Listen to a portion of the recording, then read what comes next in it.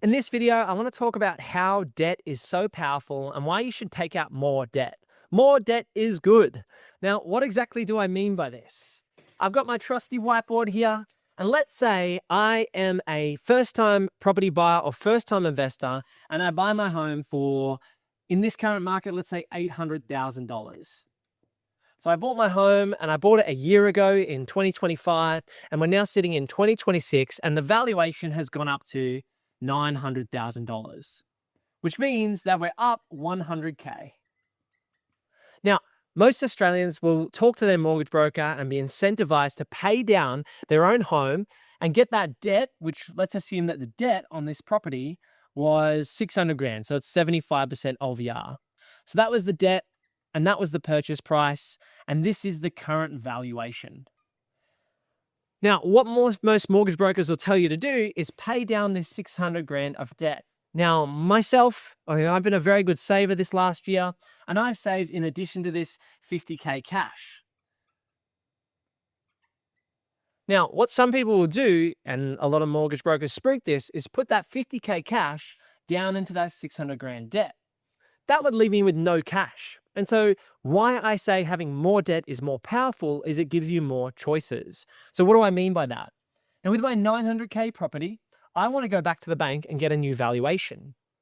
I know that I can refinance 75 to 80% of the valuation out of the property for most everyday Aussies, assuming I can service the debt. So based on my income and my free cash flow. So if we go back to the bank and draw out $680,000 of debt, then that gives me an extra 80K on top of my 50K cash. That puts me at 130 grand cash. So that'd be an extra 80 grand, but now I have $130,000 of cash, 680K of debt, and my property valued at that $900,000. So who is in a better position here? Is the investor who puts their money down into their mortgage and knocks that down to 550 better off?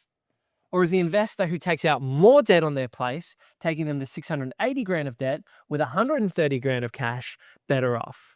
In my opinion, you're actually better to take on more debt. And the reason is liquidity. Liquidity is so important when it comes to property investing, because if we have a market downturn, say they increase rates because there's a war in Iran and fuel prices go up significantly and they're worried about rampant inflation, then if I've put my cash into my mortgage, I won't have any more cash for repayments and I might get wiped out. I might not have any money to make my repayments and meet my liabilities. Whereas if I take out more debt, even though I get debt, 80 grand extra debt and 80 grand cash, but I just park that in an offset account, then I'm in a much more liquid position and far more protected. Now, this is where things get really interesting. So if you're able to do this on one property, what happens when you have, like me, 10 houses?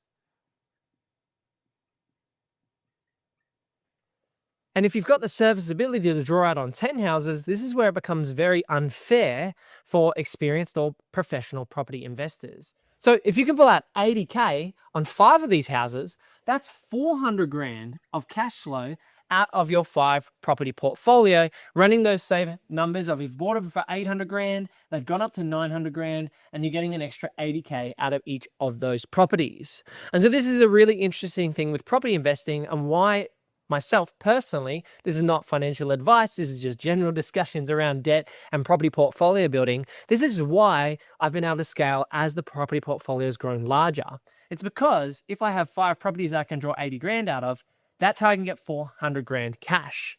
Now, when I bought a unit block, which was actually 5 dwellings, that's how I bought the unit block. I had 3 houses in Southeast Queensland, Kelvin Grove, Everton Park, and Greenslopes, all which had gone up around $200,000 in terms of valuations. So there might have been 200 there, 300 there, 250 there. And that's how I was able to get around 750 grand out of CBA in 2021 as a 27-year-old. I wouldn't be 7 years old. Hopefully CBA give me that much money. As a 27-year-old investor, I was able to get 750 grand cash out of CBA and then use that as a deposit on this property. Now, when I make that deposit, I'm generally doing 12 or 20% deposits. 12% would be with LMI, and 20% deposits would be no LMI. And so for Emily and I, we like to do 20% deposits because we, again, we're running our numbers. We wanted to minimize the money we were giving to the banks for free. But sometimes using a 12% deposit can be better. And the reason is it gives you more liquidity. So if you feel like you want more buffer, you want more sleep at night factor, buying and building a property portfolio and actually taking out more debt on your assets can be a great way to increase your liquidity, give yourself buffers in terms of economic uncertainty, and then look to reinvest into bigger and better assets. And this is exactly how it's done without selling your properties. Now, you can get very advanced with this if you work with the right mortgage broking team. And this is exactly what we do at Purpose Property. We partner with the guys at Cube Home Loans because Nevada, one of the co-owners of Cube, has been able to help me grow from $8 to $12.5 million in the last 2 years. And it's done through this strategy. We go from first to second to third tier banks. So you've got different banks. Your first tiers are your big banks like CBA, NAB, ANZ, Westpac, and so on. Then you've got your mid-tier banks. So your mid-tier, your second tiers are going to be St. George, Bank West, depending on how you look at it, Macquarie, the list goes on. And then in the middle of those, you've got Pepper Money, Liberty, MA Money, Brighton. Now, in just this short example, you can see here that I've got, a list of 4, 8, 12. There's at least 12 lending options on this whiteboard right now. What this means is there are so many lenders out there who want your money if you're able to service the debt and buy an investment property or buy your own home. And so the strategy that I've been doing with my mortgage brokers is looking at playing between each of these tiers of lending to get access to the liquidity that we've been talking about. Because you might say, Luke, those examples you've run me through the last 5 minutes have been great, but I can't actually get more debt with the banks. Maybe you're only looking at these big 4 banks. Maybe you need to look at those second or even second/third tiers. And then over here at proper third tiers, you've got private money. And that's where the interest rates get very high. So you might find at first tier banks, you get a 6% rate. And at second tiers, you might get 6.5. At second and a half tiers, you might get a 7% rate. And private lending, you might get, let's say bumps out to 8%. Now the cash rate is currently at 4.1%. And typically what we see is a 2 to 2.5% interest rate premium for your main lenders on the current cash rate, and then a 3 to 4% premium when you get into that private lending space. What this means is I build my portfolio over the weighted average of these interest rates. So I might have $2 million at 6%. I have $2 million of debt at 6.5%, $1 million of debt at 7%, and $1 million of debt at 8%. Now that equates to $8 million of debt. The really cool thing here is although I've got some debt, and this is just for illustrative purposes, I don't actually have any debt at 8% at the moment, but you can see that if I'm willing to work with the different banks and get valuations across different lenders, first, second, and third tier lenders, that I can build on my 8 mil of debt, that $12.5 million property portfolio, which is what I've got at this point in time. And so the exciting thing here is it's a weighted average cost of capital or a weighted average interest rate. And this can give me more cash if I'm refinancing out equity and pulling out cash in return. And so my weighted average interest rate might be 6.89% on $8 million of debt.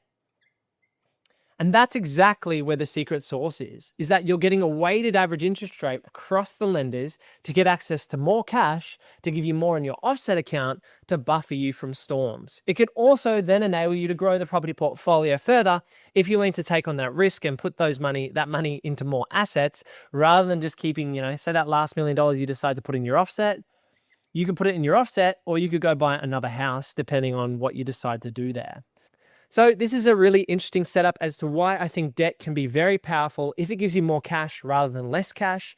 Obviously, you need to be wary of all the risks of taking on this type of debt, but it's about making long-term decisions and structuring yourself in a way that gives yourself and your family more choices over a long period of time. And this is exactly how I fund my development projects. I use equity out of my other properties, I use equity as cash buffers, and I balance my property portfolio between growth assets and cash flow assets to make sure that I'm not too negatively geared across my entire $12.5 million asset base.